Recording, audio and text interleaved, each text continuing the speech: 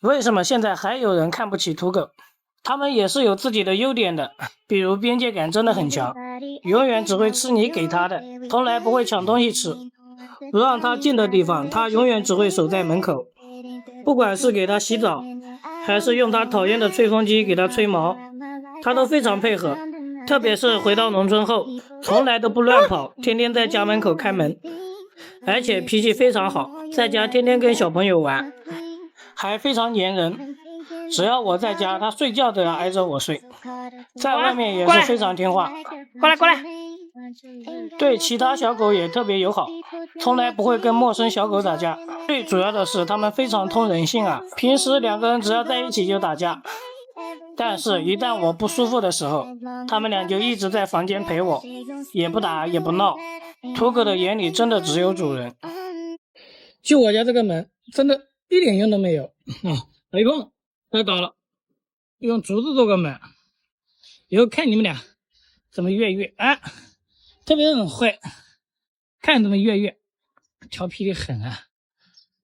走，慢点，等我一下。他们俩去我们这山上看2根竹子，这么多竹子，我随便砍几根就把门做好了。像这样的竹子，砍个3根左右应该就差不多了。你别看它粗啊，我3刀就给它砍倒。慧慧，你信不信？这么难砍，这么硬。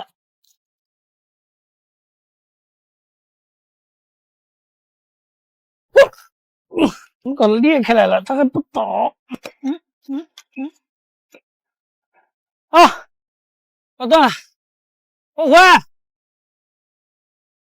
小华，慧慧，过来。小华，那很难做呀，我想想都知道。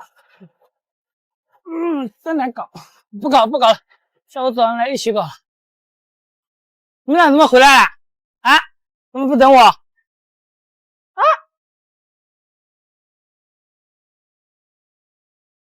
吃饭了，来，过来，吃饭了。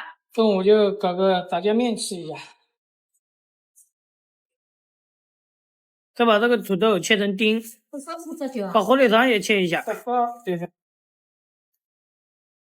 再焯个水，土豆变颜色了就能捞出了。再拍个蒜，切成蒜末，给我放油，放一点猪肉炒，炒成这种金黄色，都有点给它捞出来。把土豆放进来煸炒一下，加入火腿肠，放点盐，放点鸡精，再放入灵魂辣椒酱，搅拌均匀。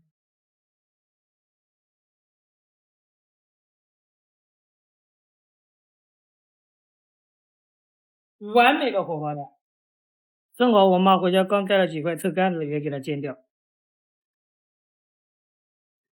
面条也下好了，这点酱油，炒点炸酱，搞点小葱。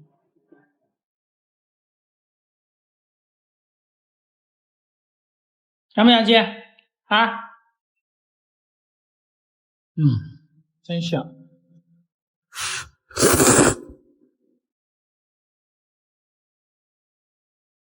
干嘛？吃完了？你看，吃完了。把剩下的面给狗吃。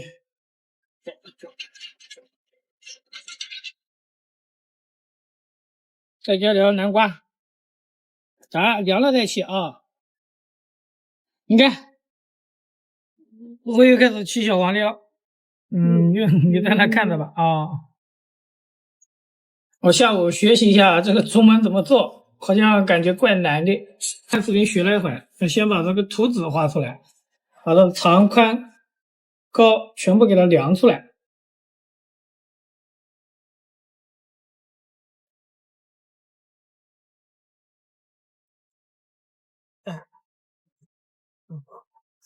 然后我把这个门的尺寸全部都量出来了，并且把这些需要组织的长度都算出来了。明天我要请人来帮忙，我一个人真的完成不了。不知道大家有没有发现，一旦你养了2只狗后，前面的一只就突然变得非常懂事了，后面养的那只嘛就是格外的调皮，而且性格也特别活泼。没捡灰灰之前，小黄在家还是挺活泼的，还经常跟我互动，没事在家还跑跑酷。这样一看，小黄以前也像个疯狂小狗啊。而且灰灰刚来的时候，小黄还没事跟他玩，还会跟他去抢玩具。不知道何时，随着灰灰的长大，小黄再也没有兴趣跟他玩了，而且变得格外的懂事，没事就找我撒娇，对玩具这些也提不起兴趣了，直接都不理灰灰，不管灰灰怎么弄他，他都懒得理他。现在没事在家就睡睡觉，灰灰嘛，简直就是无法无天呗。你真的只有长相像了小黄啊，其他是一点都不跟他学。我发现小土狗的边界感真的很强，比如从来都没有教过它，它居然真的不吃筷子上的东西，对小朋友特别温柔，不管怎么弄它都不会生气的，不让它做的事情它就不会去做，比如不让它上床，它再激动都不会上来，在家不让它上楼，它就在楼下欢迎我，更不会随便进房间的，永远会在门口等我。下雨天他就一直坐在走廊里面。小黄坐外面干嘛？回家，怎么叫都叫不回来。最主要的是我在别人家玩，他就在别人家门口等我。小黄坐那干嘛？快回家吧，快回家吧。嘿嘿，你跑过来干嘛？这边界感也太强了吧，真的太听话了。